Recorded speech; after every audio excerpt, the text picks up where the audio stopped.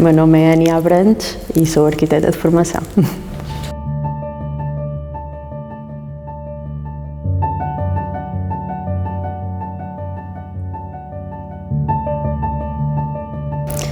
Eu fiz a minha faculdade de arquitetura aqui em Lisboa, estudei cá e depois fiquei a trabalhar cá no início da profissão e, entretanto, devido à experiência de trabalho com azulejo no estágio, escolhi esse tema para a minha investigação de mestrado e fiz o mestrado em arquitetura, cá também em Lisboa, exatamente sobre a questão da integração do azulejo na arquitetura, o equilíbrio entre as artes, entre as duas artes.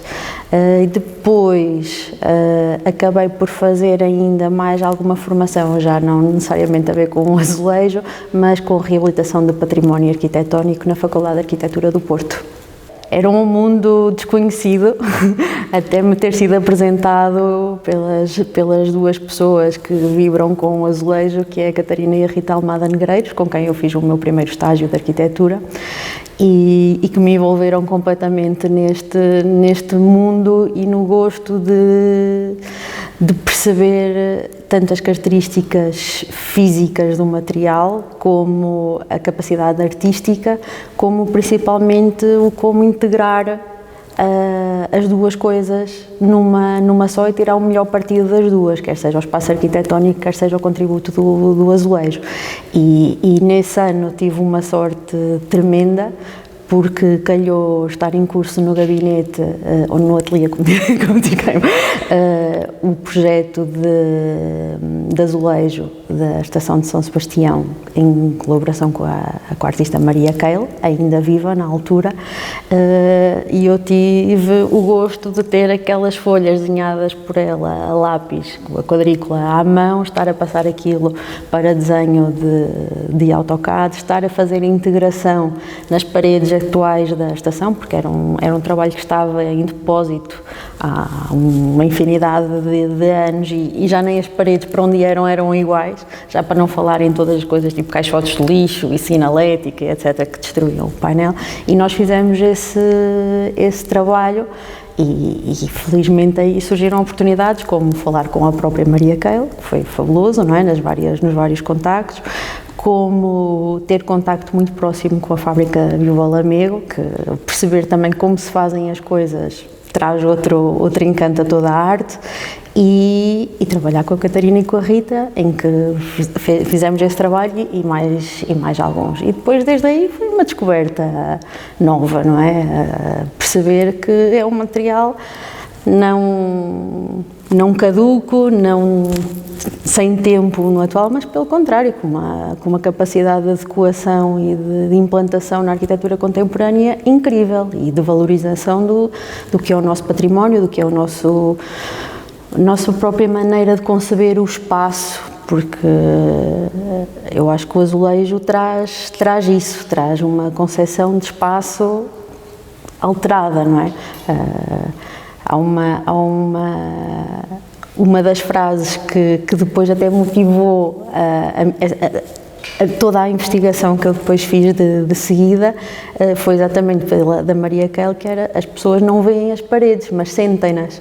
E a partir daí esse é o meu encanto com o azulejo, não é propriamente a criação artística de pintura, porque eu não tenho esses dotes, nenhum deles, mas o de pensar muitas vezes como é que consigo tirar partido do material para melhorar os espaços que estou a imaginar e a conceber.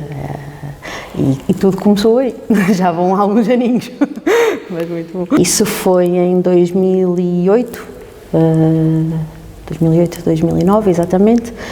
Depois disso, foi exatamente no ano seguinte, iniciei o projeto de mestrado e depois tive essa parte mais documental, não é? Mais de investigação, mais de perceber o porquê das coisas e como é que tudo tem uma história e uma maneira de fazer e uma maneira de pensar.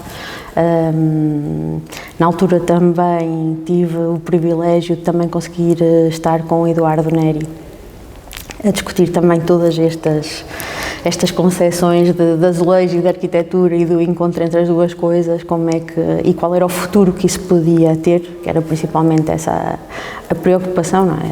Todo um histórico antigo nós já temos e está preservado, mas para onde é que isto pode ir, ou como é que se pode desenvolver, ou como é que pode progredir, era tudo um bocadinho nesse sentido. E depois, até essa altura não tinha criação, ainda não tinha criado nada, não é? Era só interesse e gosto por ver, por assistir, por perceber, e depois surgiu uma oportunidade. Eu já tinha regressado a Aveiro, que é de onde eu sou, estava assim um bocadinho mais folgada em termos de trabalho, e surgiu um anúncio, um concurso de ideias para revestimentos cerâmicos em espaços públicos, organizados pela Câmara Municipal. Eu olhei para aquilo e disse, vou tentar, foi mesmo assim. E ali às noites desenhava, fazia, e deu muito gosto. O concurso nem tinha prémio, era assim uma coisa completamente, foi mesmo por gosto, mas por um desafio que me pareceu interessante depois daquele progresso, não é? De assistir, depois de investigar, depois de tentar. E foi o trabalho maior que consegui fazer. Não foram muitos, mas foi o maior. Nessa altura, esse concurso era muito livre, não havia grandes restrições, só estavam escolhidos os locais para que se destinava. E eu acabei por tentar pegar um bocadinho na questão do padrão, ou do desvio ao padrão,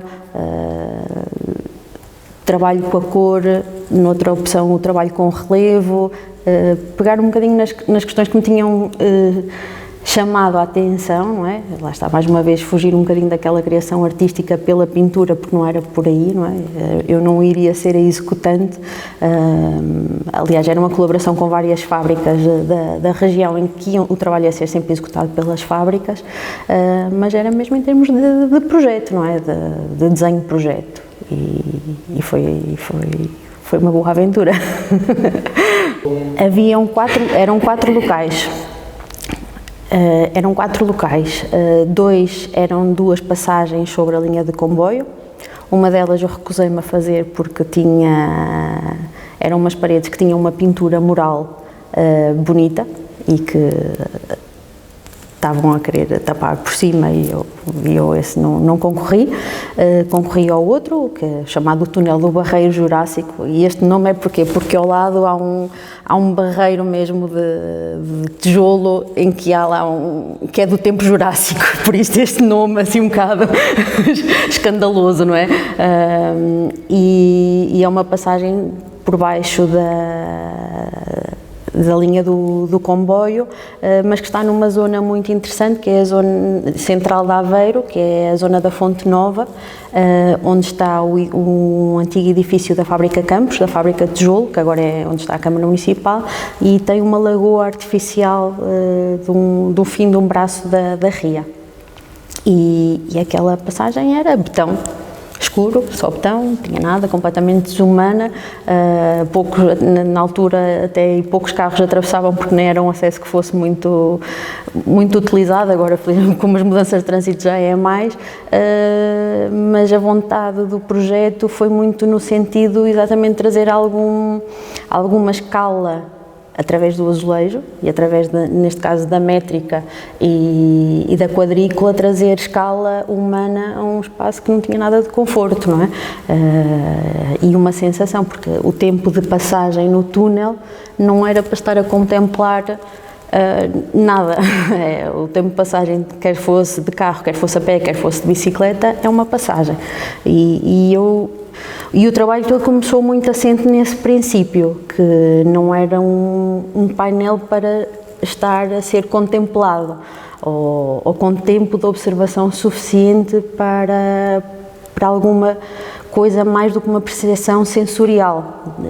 E por isso havia uma intenção de movimento, de vibração, de conforto pela cor e por tentar trazer alguma escala, ou seja, baixarmos do pé direito de 7 a 8 metros para um tamanho de 2,5 metros, que é onde se forma a malha mais densa, para de alguma maneira aquela ligação deixar de ser uma quebra e passar a ser exatamente mais isso, mais uma ligação. Os outros sítios eram um outro viaduto, já não sobre a linha de comboio, mas uma entrada de um túnel viário, que tem uns muros de contenção, em que trabalhava. É uma zona que tem uma exposição solar muito interessante. Os próprios muros de contenção fazem um jogo de sombras interessante, e eu comecei desse princípio na criação de um painel que era branco sobre branco, mas que trabalhava a questão do relevo e da triangulação nesse relevo, mas depois nunca chegou a ser feito, infelizmente. Está em desenho até hoje. Nesse caso, teve a ver com o princípio do concurso. Havia já um acordo com as fábricas da região, com a Revigrés, com a Aleluia e com outra fábrica que entretanto desistiu a meio do processo. E depois teve a ver com a capacidade de resposta das próprias fábricas. A Revigrés foi a que teve capacidade de resposta mais rápida e por isso acabou por fazer a produção e foi feita a colocação. A Aleluia, na altura, foi numa altura de mudanças de proprietários e assim, e acabou por ficar tudo adiado e infelizmente nunca se chegou a concretizar. Pode ser que um dia ainda seja possível. O desenho está feito. E os muros ainda estão lá também. Só falta o azulejo. O terceiro local para que eu fiz proposta, nesse caso, eram os contentores de PT, não sei, chamam-se PTs, não é? Da EDP, que são assim uns retângulos, uns paralelepípedos monstruosos que estão no meio de um jardim, e de um jardim que é muito utilizado pelas pessoas. Tem um parque infantil, tem um parque de desportos, tem um relevado grande, convidativo, simpático, na mesma zona da Fonte Nova, e depois tem lá 4 calhamaços feios, amarelos, todos grafitados, mal grafitados, infelizmente, não é? Que aquilo fosse grafite com qualidade e não tinha qualquer problema. E foi feito num trabalho com a Revigrés também, utilizando um cerâmico de série deles, que era uma solução rápida e económica, de fazer o revestimento desses contentores, mas depois também não chegou a ser feito. Aí depois houve uma discussão, porque na verdade os contentores não eram propriedade da Câmara Municipal, eram propriedade da EDP. Então depois houve assim uma dúvida que surgiu e podemos fazer, não podemos fazer, e não se chegou depois a vias de facto. A intenção aí era eliminar o obstáculo visual que aquilo criava sobre o espaço verde, ou seja, era utilizar o cerâmico em termos de tons, num gradiente de tons de verde que faziam dissimular o volume no próprio relevado e no próprio arvoredo, e depois era uma integração mesmo com umas floreiras. Havia uma proposta de umas floreiras não muito largas, mas muito compridas, que assumiam também a métrica do cerâmico. Salvo erro, eu penso que aí até era uma peça maior, de 20-20, já não me recordo bem, mas acabam por ser umas peças quase com uns 2 metros por 40, e que depois o objetivo era serem plantadas com umas trepadeiras, umas coisas assim, para acabar por haver ali uma mistura do cerâmico e da folhagem, quanto mais era uma intervenção para desaparecer. O objetivo aí era dissimular que aquilo lá estava, não é? Porque nunca lá deveria ter sido colocado naquele sítio. Foram trabalhos que eu na altura, ao analisá-los, nunca a proposta caía sobre o trabalho da cerâmica e o aproveitamento da cerâmica, mas com objetivos de desenho, de espaço público, de conforto humano, de configuração, de desfrute. do que é um espaço, eram intervenções de exterior, do que poderiam ser um espaço de exterior. Ou seja, lá está, o meu lado de arquiteta vinha, pegava aí nem estávamos a falar de uma cerâmica manual ou de trabalho de vidro manual, não é? Mas pegava na cerâmica com esse princípio de que poderia se tornar-se arte pública quase dissimulada, não é? Para um... Porque é uma coisa que eu acho muito interessante e acho que nós, e quando digo nós, em Portugal, não é? Temos muito pouco essa característica. Já tivemos noutros tempos de qualificar os espaços públicos com detalhes de desenho e que neste momento faz-se um relevado simples e já está. Põem-se uns parques infantis assim e já está, e de repente alguém diz, falta ali uma escultura, não é? Mas não há este trabalho entre o desenho do que deve ser o espaço público, do que deve ser o espaço verde, em que devem ser as características naturais dos sítios, aproveitar, lá está, o que é as árvores que existem, os barreiros que existem, as próprias características acústicas, a distância visual, o tempo de passagem, o tempo de repouso, de desfrute, com a arte pública. Falta isso, ou falta um bocadinho isso, acho eu. O objetivo aí era mesmo o contrário, era fazer quase desaparecer. Foram coisas que foram, aliás, isto foram propostas a nível de concurso, foram propostas que foram feitas ainda sem a escolha exata do material, porque no concurso ainda não se sabia, mas depois, quando se avançou com os trabalhos, já foi feito o trabalho com as fábricas e a adequação do que era a própria proposta à disponibilidade e à capacidade das fábricas. O túnel do Barreiro Jurássico, por exemplo, foi uma proposta que eu tive. O painel foi desenhado 2 vezes, porque a proposta que eu tinha feito para concurso era em 15:15, e depois, por uma adequação e facilidade de fabrico, teve que passar para o 16,5, só que não era pegar no desenho e escalá-lo, porque senão os limites da proposta não havia, por isso basicamente foi pegar no mesmo desenho e refazê-lo quase bolha por bolha, porque ali havia um objetivo de fazer uma ligação entre o tom verde e o tom azul, com um intermeio de branco no meio, porque era uma escuridão total, não é, de túnel, e o branco, se tivesse um dia sido bem iluminado artificialmente, iria ressaltar.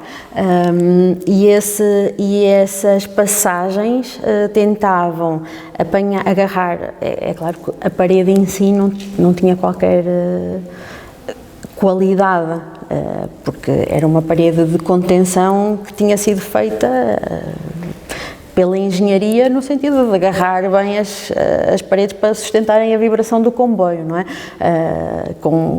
Aliás, aquilo tem umas juntas de dilatação enormes, exatamente porque já se esperava que as vibrações dos comboios a passar fizessem cair o material, e tiveram também que ser assumidas essas restrições da colocação, não é?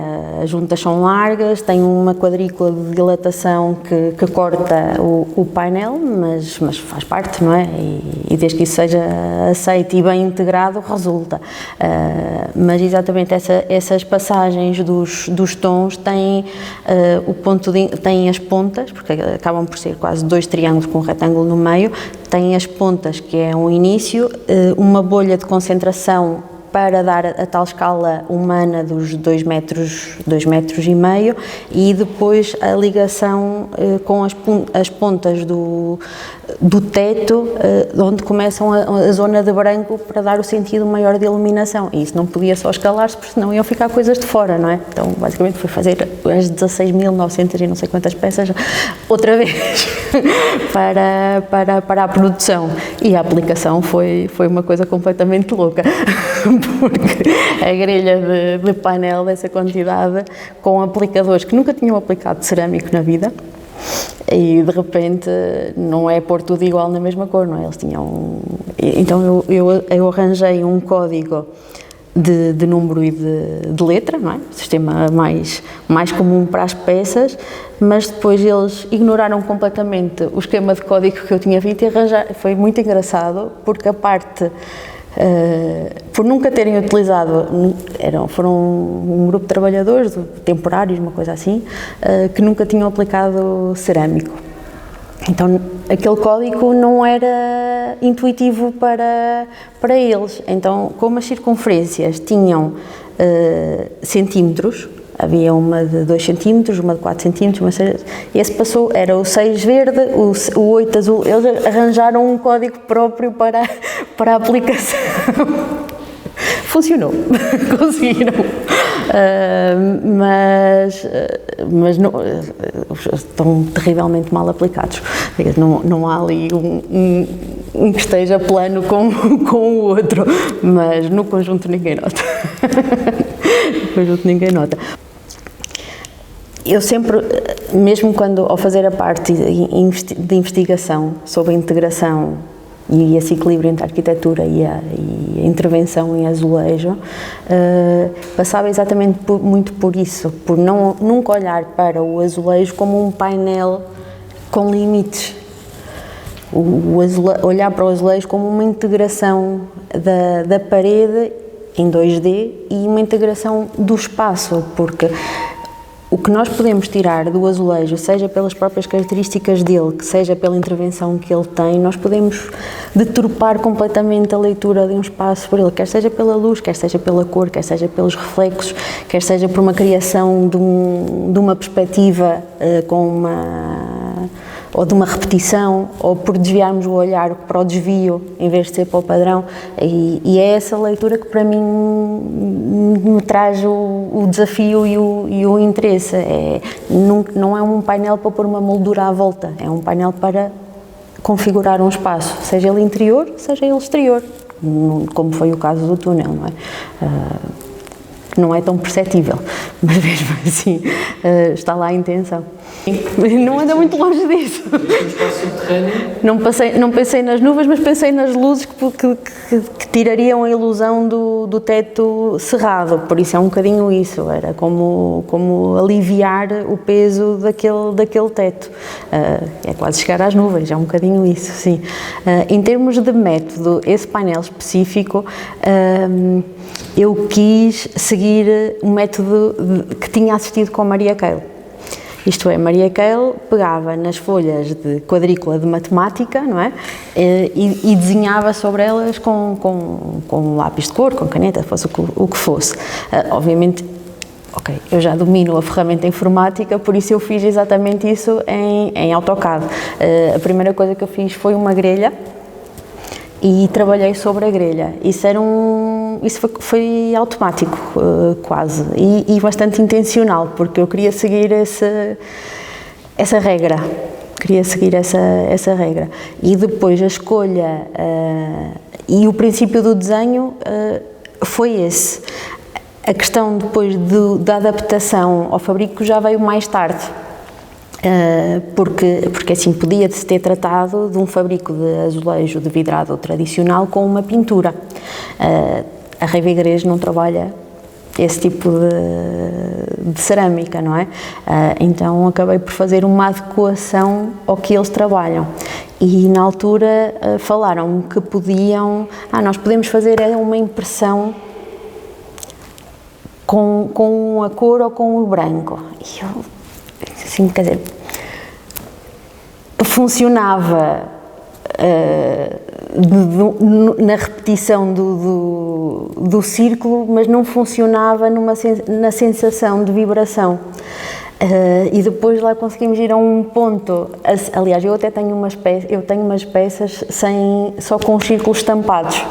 E eu olhei para aquilo e depois acabámos por conseguir, por uma série que eles têm mais antiga, a imitar um barro, assim, uma coisa do chão, em que conseguiam aplicar um bocadinho de vidro sobre a circunferência. Então acabou por ser isso que se fez. A peça verde, azul e branca são as de série, 33 cortadas em 4. O branco, o verde e o azul, as circunferências foram aplicadas por estampagem. por impressão, que aquilo nem é estampagem, por impressão de máquina, e depois houve o trabalho da aplicação do vidro, que é muito ligeiro, porque não dava para fazer uma grande espessura, porque a cozedura tinha que ser muito, muito leve, não poderia ser assim uma coisa muito pronunciada, mas ainda se conseguiu fazer isso. Um pormenorzinho, mas que para mim fez muita diferença. A luz é uma preocupação, eu acho que nós, em termos de formação de arquitetura, insistimos sempre muito na questão da luz, não é? Pois é claro que pode haver algumas pessoas mais sensíveis do que de outras a certos temas. Para mim a luz é tudo. E no projeto de arquitetura, seja de que nível ele for, mas por exemplo no projeto de habitação, eu trabalho muito a questão da iluminação dos espaços interiores, com o trabalho dos vãos, não é? Das aberturas, nascente, poente, sul, os ensombramentos, e também depois a questão da luz artificial também. É uma coisa que eu gosto muito, porque eu acho luzes no meio do teto, quando podemos tirar um partido quase cenográfico do que pode ser a mesma lâmpada, é um desperdício não o fazer. Mas isso traz-me também, o azulejo cativa muito por isso, porque ele tem uma capacidade de absorção e de reflexão de luz extraordinária, para além de ter uma capacidade de tornar a luz vibrante. Não é uma reflexão de espelho, não é? Então, quando estamos a falar num vidrado, tem sempre o seu relevo, tem sempre a sua textura, e a espessura, não é? A espessura acrescentada pela cor há sempre uma vibração que é muito apelativa, para mim é muito apelativa. Este projeto mais recente foi um projeto que deu muito gosto de fazer, para um casal de quase 80 anos, que viviam numa mansão astronómica cheia de quartos e cheia de degraus, e o senhor cai e parte uma anca e nunca mais consegue subir um degrau na vida, mas decidiu que queria construir uma casa e construiu. E na altura contactou-me, e o contacto foi logo no sentido de: é uma casa só para mim e para a minha mulher, os meus filhos já foram à vida deles, já têm as casas, já têm tudo feito. É uma casa para nós ficarmos o resto do nosso tempo, os dois. Eu já estou reformado, mas gosto de estar no meu escritório com os papéis, quero um escritório. A minha esposa gosta de pintar, quer um espaçozinho para ter as telas e as coisas, quer um ateliêzinho. E depois o resto é casa térrea, 100 degraus, porque eu daqui a meia dúzia de anos estou numa cadeira de rodas. E muda toda a nossa leitura de como pensar, como é que se vive assim, e que os últimos anos de vida, oxalá que sejam muitos, vão ser passados dentro de um espaço que nós vamos conceber e do qual não vamos sair com facilidade. É num terreno fácil, plano, espaçoso, sem quaisquer perturbações. A questão da mobilidade teve que ser um dos primeiros pontos, a questão das tarefas deles diárias teve que ser outro dos pontos, e depois foi exatamente esse trabalho da luz, do pensar, havia aqui uma nota importante, que era, então porque é que não arranja um apartamento e não vai viver para um apartamento e não se preocupa? Não, eu preciso de ter o meu espaço verde. Ou seja, o terreno para trás tinha 4 hectares de terreno de bosque. E eles iam viver fechados dentro de uma casa com um bosque atrás. E então a intenção foi exatamente virar a casa toda para dentro de si própria, mas aberta para o bosque. E aí utilizei o azulejo como ferramenta. Ou seja, nos alçados há pequenas intervenções no azulejo simples, 10 por 10, liso, vidrado, em 2 tons, verde, bosque, no exterior, e depois um pátio interior num laranja quase girassol. para conseguir que para dentro de casa, garantindo a privacidade suficiente para a rua, conseguissem ter a luz confortável de sul. Ou seja, acabavam por ter um bom aproveitamento, a casa dava por uma estrada, não é? Não queríamos devassar a casa, ou seja, a parede da frente da casa é um muro fechado, não tem janelas, tem só um portão que dá para esse pátio e depois o azulejo. Que engraçado, que eu em projeto sempre desenhei essa parede com árvores à frente, como se eles fossem plantar árvores naquele bocado mínimo de pátio interior. Em todos os desenhos, tanto à mão como até os desenhos já de computerizado, de projeto, todos têm assim umas arvorezinhas. E depois um dia chega à obra, já tinham aplicado o azulejo, já tinham limpo a parte do pátio e chego lá e está só relevado. Eu assim, então e as árvores? Não, eu quero ver só o azulejo, diz-me o senhor. Não gosto assim.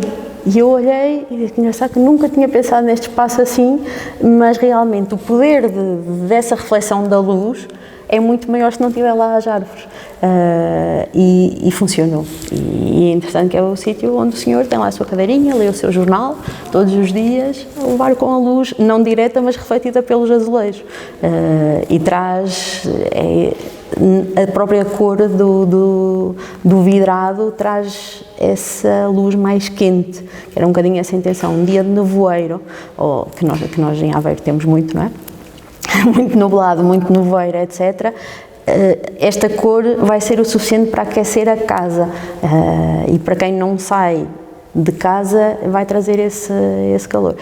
Acabo por olhar um bocadinho também para o material assim, como uma ferramenta para atingir certos objetivos de conforto, não é? Não só de estética, que está lá também, mas de sensação, acho que é o encanto, para mim o encanto deste material é sempre esse, é a percepção sensorial que me passa.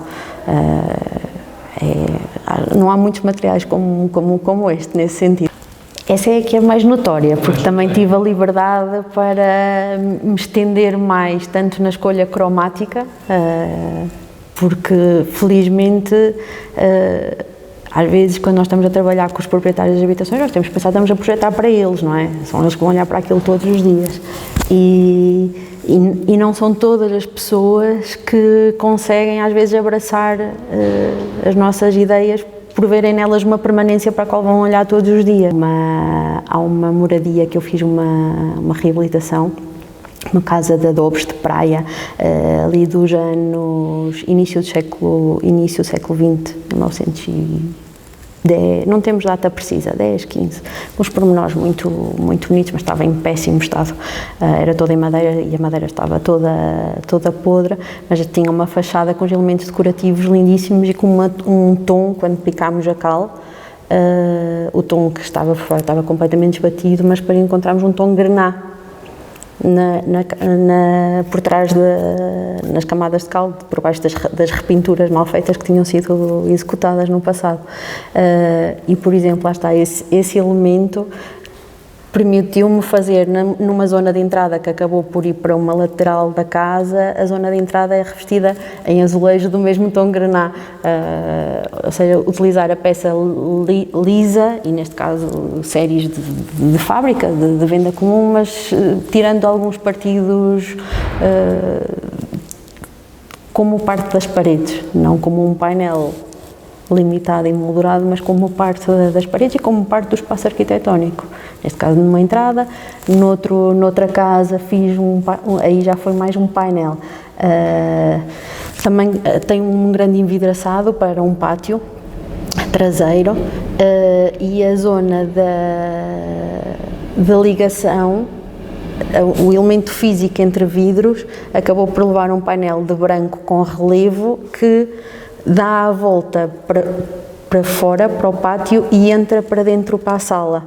E a caixilharia vai encostar a este painel, ou seja, para fora faz um grafismo de triangulação e a triangulação prolonga-se para o interior, faz uma parede decorativa para o interior, aquela parede onde nunca se vai encostar um móvel porque é para ser desfrutada, e neste caso para a sala e para a cozinha, e foi em branco. Assim, quando eu consigo, eu uso o material, quando também faz sentido, não é? Também não é preciso as pessoas certas para apreciar, ou com a sensibilidade certa para o saberem apreciar como tal, não é? E não como uma moda, ou como uma tendência, ou agora está-se a usar. Eu gosto de ter um bocadinho mais além disso, ou tento. O método. Às vezes não tem muito método, às vezes eu tenho feito muitos trabalhos em termos de reabilitação e às vezes é exatamente ver o potencial que algum espaço pode passar, vir a ter por se introduzir certo elemento ou certa característica, e o azulejo normalmente entra muito bem aí. É uma casa, é uma reabilitação na zona da Costa Nova, em Aveiro, uma casa exatamente também aos conhecidos palheiros, não é? De construção tradicional de madeira, mas há ali também uma época de construção de adobes de areia de praia, em que nós desfazemos um tijolo e temos conchas, que passava por uns detalhes decorativos a utilizar muito barro, porque nós temos ali muitos barreiros e o trabalho desde os pormenores de telha, de telhões, de elementos decorativos em volta das janelas, muretes com gradeamentos todos em barro, e é uma moradia exatamente que tem esses pormenores muito interessantes. Eu felizmente tive a sorte de ter recebido muitos bons conselhos quando comecei a trabalhar, porque acho que os recebi quase todos. Recebi o respeito a noção de respeito pelo material, a noção do valor do material por si, e do enorme potencial. E depois recebi também a noção muito prática da sua aplicação, porque nós também podemos ter uma ideia fabulosa, mas depois não a conseguimos concretizar numa aplicação que é viável e que é bem estruturada, ela perde-se. Ou seja, a questão dos remates, a questão dos encontros, a questão dos elementos disruptores da leitura. Felizmente eu acho que esses conselhos tive muita sorte e recebi muitos deles muito cedo. Os conselhos que posso dar é algo que tenho muita tristeza quando falo com alguns colegas que não conhecem este mundo, que ignoram por completo este mundo de potencial do material, em que realmente, quando pensam em azulejo, pensam em duas coisas, ou em azuis e brancos do século XVIII e que não fazem qualquer sentido, ou em retificados brancos e cinzentos para as casas de banho e para a cozinha, e que não é o que nós estamos a falar, não é? Nós estamos a falar de um potencial de integração entre artes e de potencialização das duas, como um só. Por isso acho que isto devia ser quase obrigatório, ter umas aulinhas sobre isto na faculdade. Nós temos uma preparação, acho que muito boa, em termos dos materiais, como estudo dos materiais, ou seja, de como aplicar bem, quais são as características que devemos escolher, àqueles níveis que, consoante os comportamentos técnicos e físicos que pretendemos, não é? Resistência, durabilidade, aí a esse nível acho que somos dotados dessa, assim, atenção que os cursos também variam muito, não é? Mas eu tive acesso a essa informação. Em termos artísticos, também tive acesso a informação em história de arte, a parte da azulejaria. Agora, esta questão da possibilidade de uma contemporaneidade do azulejo e de olhar para ele como integração da arquitetura, não tivemos. Não tivemos. Eu tive a sorte de o ter no estágio.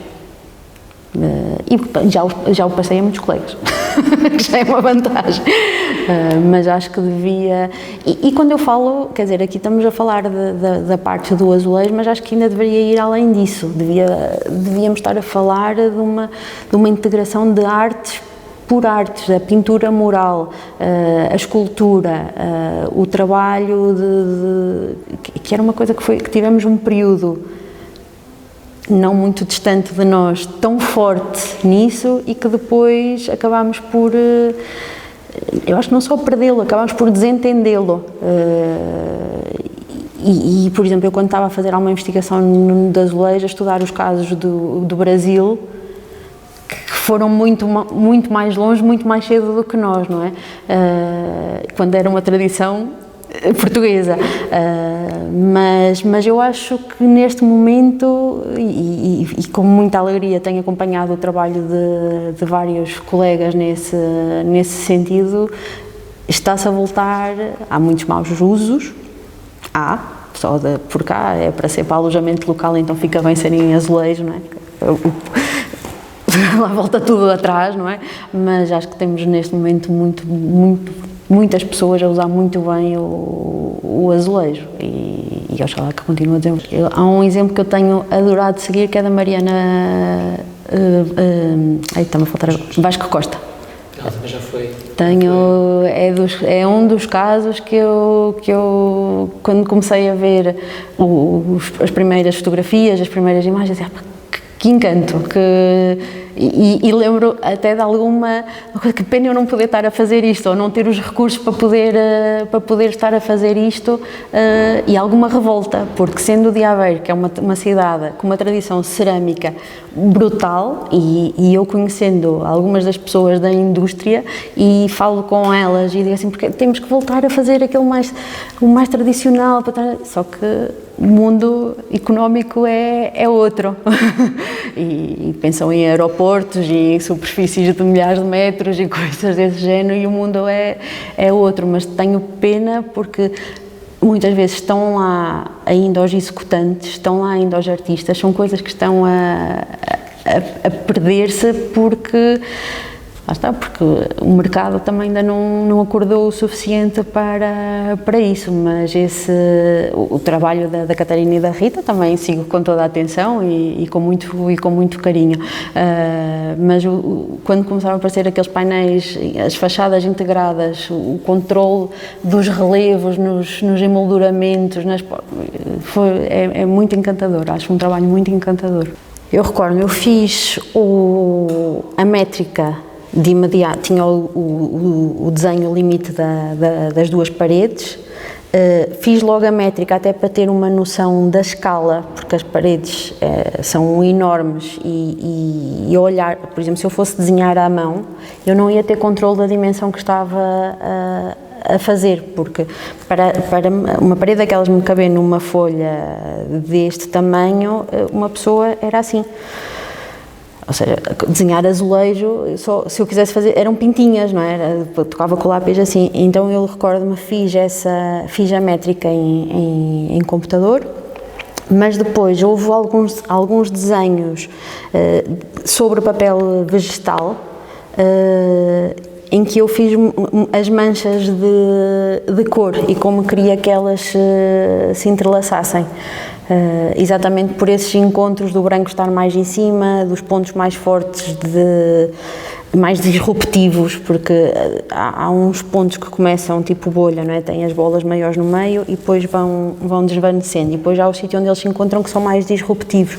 Esses pontos mais disruptivos eu queria que estivessem mais onde as pessoas veem mais perto, a uma altura mais baixa.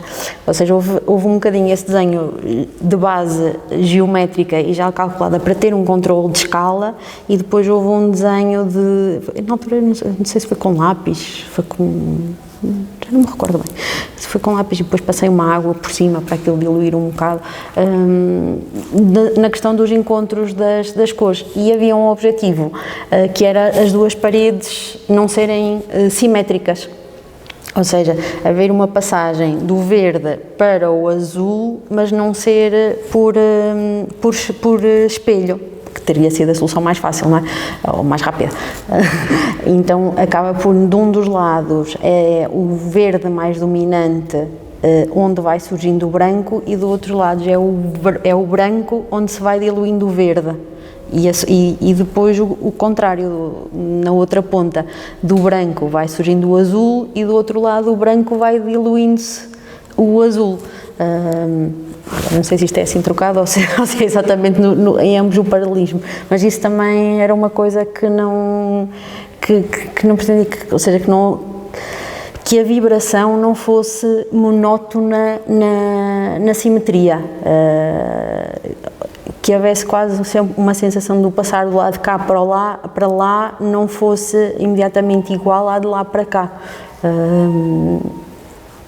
E essa questão das manchas de cor foi muito inicial, lá está, havia esses objetivos. Também vindo, lá está, de me ter envolvido muito com o trabalho de Maria Kael, porque ela também não trabalhava o óbvio, não é? É muito mais o desvio do que o padrão, e isso desperta mais, na passagem, acho que desperta mais o olhar. Tudo o que chama mais a atenção, o elemento que está fora do sítio do que o que já é o espectável, não é? É claro que ali não há propriamente um padrão. Neste trabalho não há um padrão, no outro do branco havia um padrão e havia momentos em que o padrão rompia. Aqui não há todo ele, mas há um padrão de cinetismo, não é? De movimento, e é aí que a cor o quebra. Mas acabava por ser um bocadinho. Depois comecei a desenhar bolinhas, muitas bolinhas. Também, lá está, por não ter a capacidade de desenho manual, que não tenho, a geometria era uma ferramenta mais fácil, mais imediata para eu conseguir obter estas sensações de uma maneira que eu conseguisse controlar mais. Até porque já sabia logo à partida que nunca iria haver, com as fábricas que era suposto fazer, que nunca ia haver um trabalho de pintura que pudesse dar algum traçado característico. E aí, em vez de um grafismo mimético de alguma realidade, a geometria era minha auxiliar, porque iria sempre funcionar, fosse qual fosse. E o círculo tem o seu encanto. O quadrado está lá sempre. E é assumido, não é? Aliás, é a primeira coisa que apareceu no desenho, neste trabalho foi a primeira coisa que apareceu no desenho, foi o quadrado. E aí foi uma experiência com o círculo. Da metodologia, método objetivo, do que propriamente, se calhar, porque acho que depois em termos de representação não tem nada a ver, não é? Está muito aquém de todo aquele esplendor que conhecemos. Era mais pela maneira de tentar conseguir as mesmas sensações que eu sempre me despertou nos painéis de Maria Kael, tentar, com as ferramentas que eu era capaz de dominar, altamente inferiores, tentar conseguir o mesmo objetivo, ou a mesma sensação. O círculo ficou. No outro trabalho que eu fiz posteriormente já foi mais a questão do triângulo. Já explorei o triângulo, a peça dividida em diagonal e depois dividida em quatro triângulos. Já foi outra exploração.